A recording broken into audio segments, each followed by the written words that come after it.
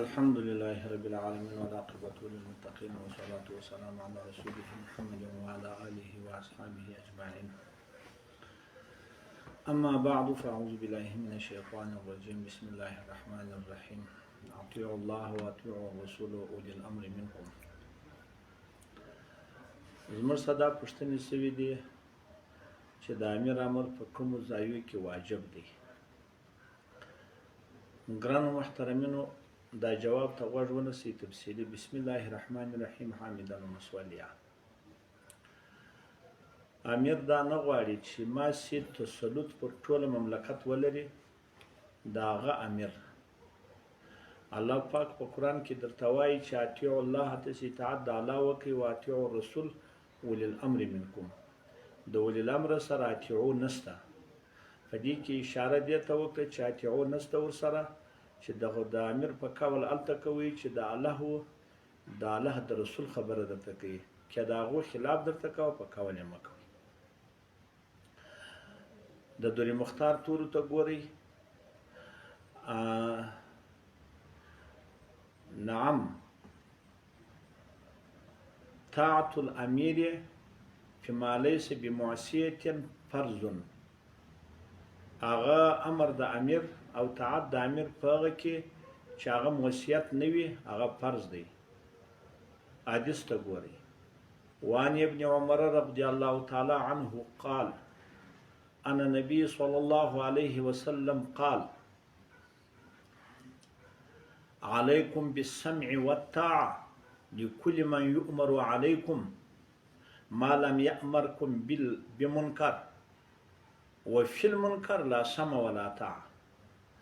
نبی علیه الصلاة والسلام وایي پر تاسې باندې لازمه دا ده چې د تاسې غوږ کښېږدئ او په خبرو ته غوږ کښېږدئ، او که چې امر درته وکړي په قول یې وکړئ. د هر هغه چا چې پر تاسې باندې امر شوی تر هغه وخته پورې چې پر تاسو یې په منکر نه یاست امر کړي، او که په منکر امر کړاست په دې کې بیا سمع او طاعت نشته.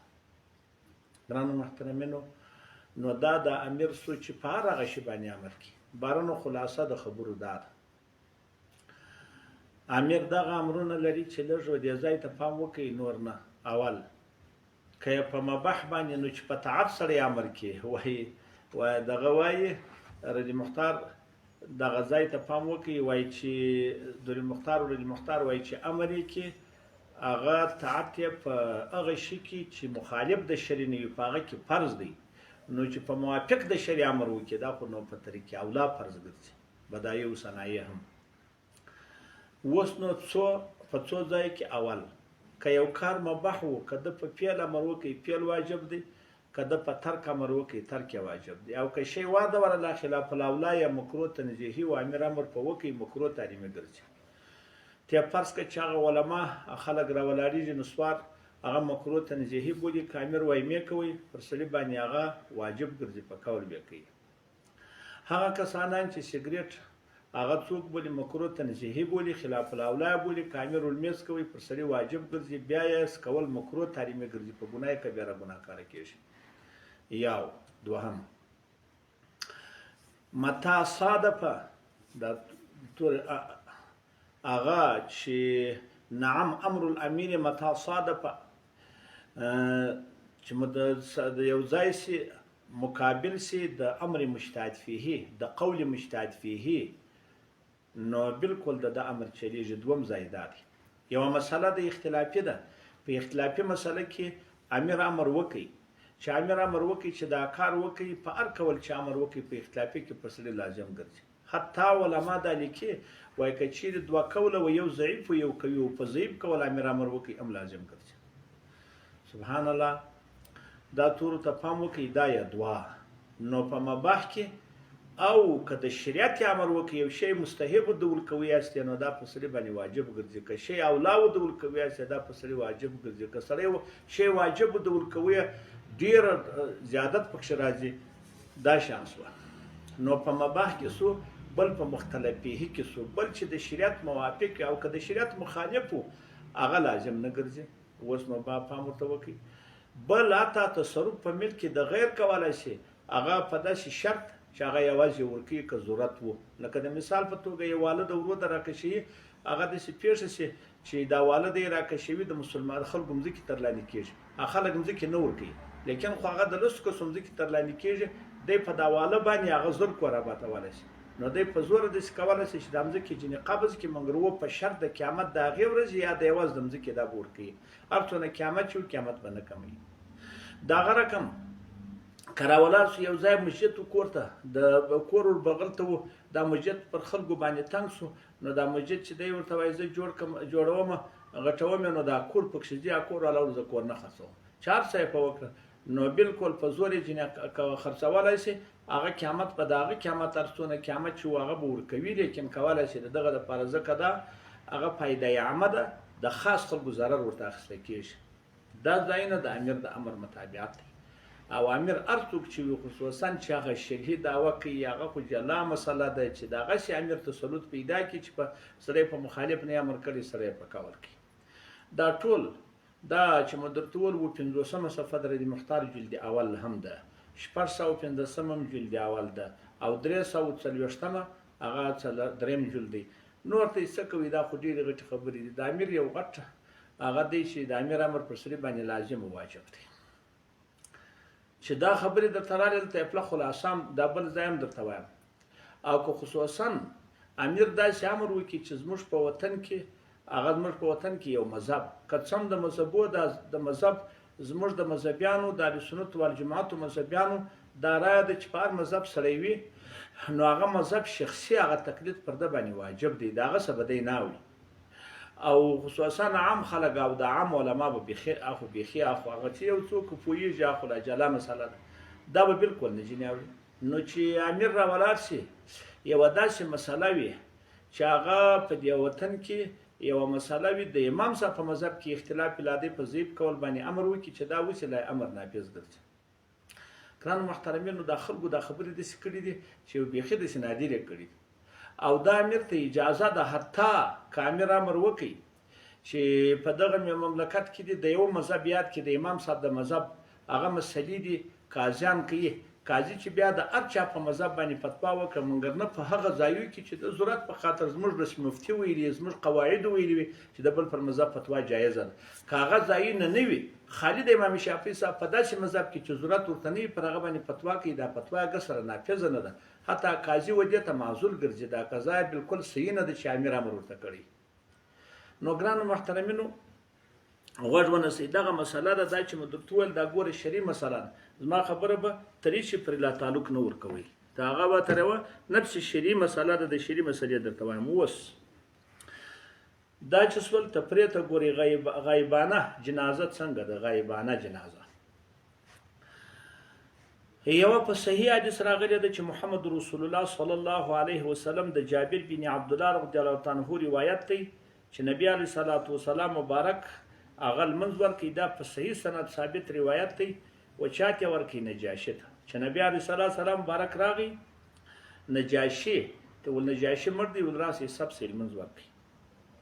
دا روایت خپله صحیح دی. دوم روایت د معاویه بن معاویه مزنی رحمت الله علیه په باره کې راځي چې نبی علیه الصلاة والسلام په غزا کې د تبوک ولدی وفات شوی دی، تا چې راسي وده ته د جنازې لمونځ ورکوي، خو دا روایت ضعیف دی. دریم روایت بیخي ډېر ضعیف دی چې وایي جعفر طیار رضی الله تعالی عنه ته ورکوي. اوس نو راځي اول راولاړ شو د مذهبونو اپلا وایز د حدیثونو خو درې دي، دوه ضعیف دي یو صحیح دی. امام شافعي او امام احمد بن حنبل صاحب او جمهور سلف دا وایي چې دا بالکل د جنازې غایبانه لمونځ ده. حتی امام شافعي صاحب وایي چې دلته هغه نو دا دعا چې هر وخت وي چې وایي دلته په کفن کې درته پروت لا ته دعا ورته کوي، لمونځ دعا ده، نو چې هغه هر ورځې تېرې شوي که په قبر کې که په هر ځای کې ورته روا. دوه مذهب د علامه خطابي دی، هغه وایي نو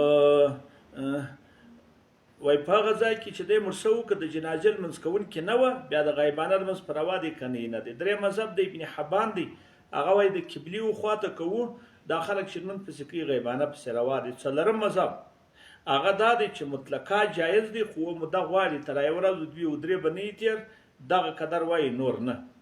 هغه دا وایي چې یو ورځ داسې وایي یا په دومه ورځ د مړي درېمه لا بعضې نه یادوي. او پنځم مذهب د حنفیو د مالکیو دی، هغه وایي چې غیبانه جنازه مطلق نشته. نو تاسې ولې دا وجه درته وایي که ته د حدیث راغلی څنګه امام صاحب مالک صاحب د صحیح حدیث خلاف کوي؟ نو موږ ورته وایو چې د حدیث هغه جوابونه ورکوي. اول جواب دا دی چې دا خود د نجاشي هغه خصوصیت دی. ولې د نجاشي خصوصیت دی؟ نو هغه د نجاشي خصوصیت دا دی چې نبی علیه السلام په زمانه کې بیخي ډېر نور صحابه په جلاوطنۍ کې مړه سوه، یوه طلا د خدای رسول مز نه دی ورکړی، یوه طلا هم نه دی ورکړی. نو که چیرې دا د نجاشي خصوصیت ته وایي د الله رسول ولې نه ورکاوه نور ته ویل لمونځونه، ولې په تاریخ کې دا یو پېښ شو؟ دا یو. دوهم د نجاشي په باره کې هغه دغه شب راځي صحابه هم روایت کوي، وایي موږ داسې ولکه جنازې ته چې وګورو دا راځي چې جبرایل علیه السلام خو د خدای د رسول خصوصیات دي، دا خو د نجاشي خصوصیات د خدای د رسول ټول شان جنې پورته کړه جنازه یې ورته اجر کړه بیا لمونځ ورته وکړي. دوهم چې دا بل د معاویه بن معاویه مزني دی، اول خو دا ضعیفه دی که صحیح هم سي هغه روایت چې را نقل شوی دی، هغه روایت داسې روایت را نقل شوی دی چې جبرائیل علیه السلام که ستا خوښ زه به دا غرونه و شان ټول درته پورته کړم، ګرده شان به درته واضح کړم، هغه به دی درته ښکاره کړم بارت المنځ ورته وکړه. هغه ویل د دغه وجې څخه چې دی د قلولا سره ډېر محبت درلودی نو تیپر وکړه. نو خو هم بېرته د ده خصوصیت شو هغه دا و. دوم دا دی چې هغه دا د رسول الله خصوصیت شو چې دلته دی بیا غرونه و منطقې پورس ولې جنازه مخته ورته پرته وه. دا هر چا خو هر څوک داسې نه دی چې هر څوک دا رقم لمونځ کوي. دا زموږ د مذهب خبره ده. دا علاوه سنن هغه ډېر دا خبره راځي که نه وای. دوم دا د رسول الله خصوصیت په دې دی که دا نه وای صحابه و بخپل په ټوله زمانه کې صحابه مبارکانو کړی وای، لیکن د جنازې لمونځ د نورو سره چا سره نه دی ثابت. علاوه سنن اتم ټوک 283 او عمدة القاري اتم ټوک 102 او فتح الباري څلورم ټوک 660 او فقه اسلامي واجرتو دوم ټوک 445 او دا خو دا او دوری مختار پرامش تر دی مختار جلد اول 441 او هندیا جلد اول 144 او کبیری جلد اول دغه یو جلد 409 او دوری منتقا جلد اول 290 فتح القدیر دوم ټوک 80 دا ګرد زموږ د مذهب کتابون دي تحتاوی پر دوری مختار جلد اول 322 او مراقی الفلا و عشی تحتاوی پر مراقی الفلا 581 او تبین الحقایق جلد اول 501 او فتح الملهم څلورم ټوک 401 او کتاب الاختیار جلد اول 140 موسوعه فقهیه 14 ټوک 6 او فقه حنفي په صوب الجدید جلد اول 390 او مرقات المفاتيح څلورم ټوک 121 او نصب الرايه په تخریج حدیث الهدايه دوم ټوک 290 او انعام الباري څلورم ټوک هغه 440 او حسن الفتاوا صدرم ټوک 200 او فتاوای عباد الرحمن دریم ټوک 314 فتاوای بینات دوم ټوک 412 او فتاوای دارالعلوم ذکریا دوم ټوک 813 کفایت المفتی پنځم ټوک 388 او اب کی مسائل او رونکال صدرم ټوک 399 او فتاوای محمودیه اتم ټوک 418 احکام میت 304 او امداد الاحکام جلد اول 840 او فتاوای حقانیه دریم ټوک 440 او فتاوا دا ټول د فتاوای او دا ټول درته رالیه. نو ګران محترمینو د پای خلاصه درته وایم. اول په د افغانستان کې چې وسیږي دا ټول خبرو ته غوږ ونیسئ. اول د امام صاحب په مذهب کې مطلق اختلاف نشته. موږ ته چې ټول د افغانستان خلک هغه خپل درته وایم هغه کسانان چې د امام صاحب په مذهب دا خلک مشبینو چې د امام صاحب په مذهب کې اختلاف نشته چې هغه وایي د جنازې د غیبانه جنازې لمونځ نشته. نو چې نشته نو څنګه بیا دا خلک کوي؟ دا یوه خبره ده.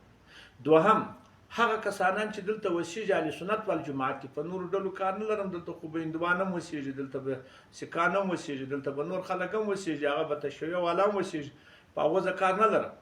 دوهم دغه اهل سنت والجماعت چې ځان ته وایي دا که چیرې د دې سماسه و د حنفي مذهب سماسه او بل مذهب والا دلته څوک وسیږي یا سلفي دلته وسیږي، سلفیان وسیږي، هر څوک چې وسیږي، نو خو چې امیر پر ضعیف کول ته چې د امام صاحب کول ضعیف کول بولي، نو چې هغه پر ضعیف کول باندې یو دا دی چې د حدیث خلاف ته چې د حدیث خلاف بولي، نو چې ابه ول نه کول دا خلاف خو بيخي د ډیرو سره غلي دي ګران محترمینو دا خو مذهبي اختلاف دی هغه کسانان چې هغه ش خبره ده چې ټیکټ لري چې هغه مذهبي خلک دي پر هغه مجردونه نه کوو لیکن خو زموږ په افغانستان کې هغه مذهبيان په دې پوهیږي خو زموږ د امارت ته ټول قوانین ټول هر څه ماده د هر ورګان هغه دغه چې لیکل دي اصولنامې لیکل دي ټول د حنفي مذهب لیکل دي ټول د حنفي مذهب نو خدا امر دی د امیر چې دلته باندې په مذهب نو چې حنفي مذهب په حنفي مذهب کې خدای لمز نشته نو بیا څوک را ولاړیږي هغه د امیر مخالفت کوي او لیکن دا خبره کوي په دې کې هم ثواب وایي نو ګران محترمینو تاسو په داس خبرو باندې مکوئ موږ د چار نور په چا کې موږ نه وایي موږ څه د منځ سره کار دی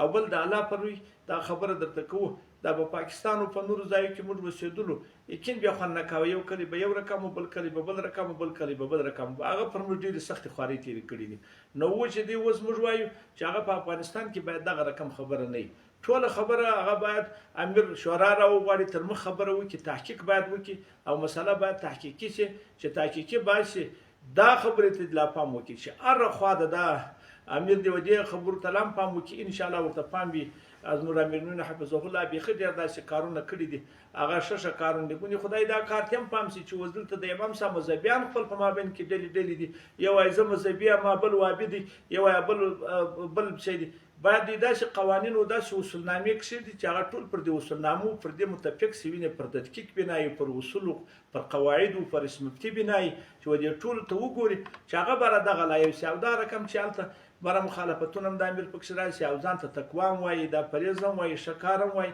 بس ما په پلانې خوا بدېږي یو کور مو خدای خراب نه کړه دغه لمونځ خو صحیح دی نو خو بیا دوه صحیح چا نه بند کړي خیرات چې کوي خیرات دی چا څه نه بند کړي خو دغه لمونځ هغه په حنفي مذهب کې نشته نو ګران محترمین نور مو د چا سره کار نشته نه په چا موږ کار لرو په مظلوم خلکو مو زړه خوږېږي په هر ځای کې چې په هر وطن کې وي چې د چا سره ظلم کېږي مظلوم ته مظلوم وایي په هغه مو زړه خوږېږي خوا مو په بدېږي او طبیعت هم په خرابېږي او لیکن هغه ډېرو خلکو ته مو دعاګانې هم کړي دي مې کوو نو دغه د امیر په اطاعتو کې تاسو فکر کوئ چې هغه دا وي دلته اوس اول خو اهل سنت والجماعت ځان ته د حنفي مذهب ځان ته وایي هغه خو مطلق قید نه لري هغه ولې په دې کې ولاړېږي که حنفي مذهب ځان ته نه وایي موږ را ولاړېږو دا څوک کوو د جنازې لمونځ کوو زه هغه دغه پر مذهب زم د امام شافعي صاحب یا د احمد بن حنبل صاحب پر مذهب زم یا سلفي یم یا هر څوک چې دی نو هغه بیا دلته د امیر امر دی امیر د امر کړی دی چې دلته فقه د چا ناپیزه ده هغه د حنفي فقه ناپیزه د حنفي په مذهب کې خدای اختلاف شته نه نو دغه خبره و موږ ډېر مجبور وو د مجبوریت په خاطر مو درته وکړلې والله سبحانه اعلم